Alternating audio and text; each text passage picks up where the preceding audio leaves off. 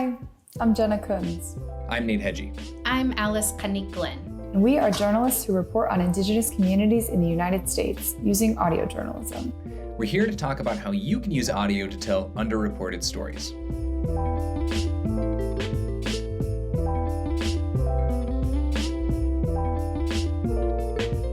Audio journalism is connected to a long oral tradition in human history, one that is particularly central to the oral narrative traditions of Indigenous communities who communicated and passed down customs, knowledge, histories, and more through stories.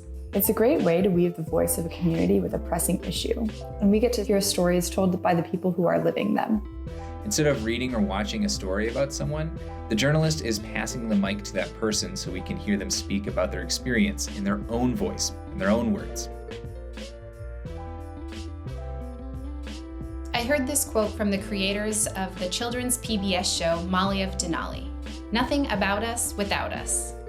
I started my podcast Coffee and Quack because of the negative stereotypes attached to Native people in Alaska. Many of the stories about our communities centered trauma, suicide, and poverty. That's not the world I grew up in as an Inupiaq person. We have an identity outside of the issues we are often connected to. For instance, climate change is one of the issues that is often associated with Native communities. In Alaska Natives on the Frontline, we wanted to tell a story about the impact of climate change on Inupiaq people without portraying them as victims. Instead, we wanted to highlight how locals are continuously adapting to their rapidly changing environment. Start by naming your own interests or curiosities about the world around you. What do you care about? What are you passionate about and why? My reporting project, Promised Justice, explores how and why Indigenous people in tribal jails have been dying in custody.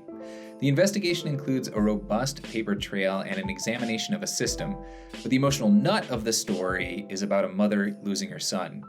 Listeners may not understand how the tribal jail system works, but by listening to this mother, they can feel what it's like to lose someone they love and have questions about why they died.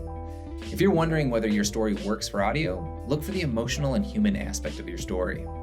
Who is being impacted by the issue that you're covering and whose voices are missing?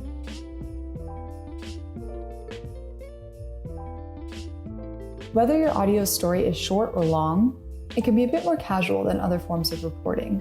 With audio stories, listeners have the opportunity to get a sense of people's personalities. Things like accents, cadence, emotion, sudden bursts of laughter, pauses. All of these qualities can make audio stories an intimate experience, one in which listeners feel more of a connection to the people who they are listening to. Does your story feature an interesting character?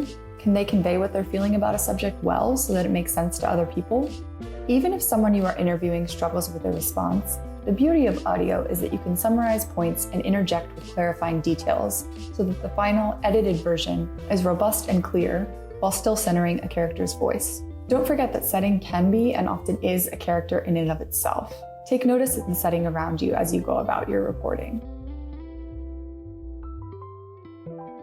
Creating space for interesting sounds can bring your story to the next level.